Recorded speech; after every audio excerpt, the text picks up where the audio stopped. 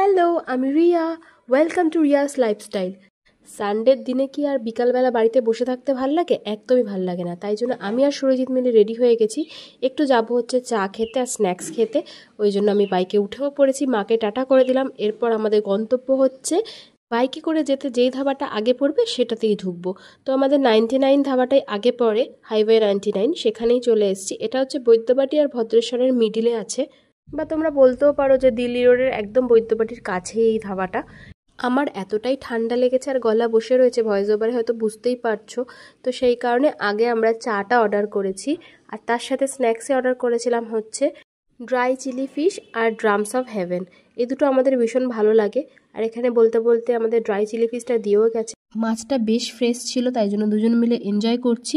আর ঝালটা মোটামুটি ছিল, সুতরাং এটা খুব ভালো লেগেছে আমাদের। আর এরপরে যে ড্রামস অফ হেভেনটা খেয়েছিলাম, ওটা প্রচণ্ড ঝাল ছিল, আমি একটার বেশি খেতেই পারিনি, বাদবাকিটা সুরজিৎ খেয়েছিল।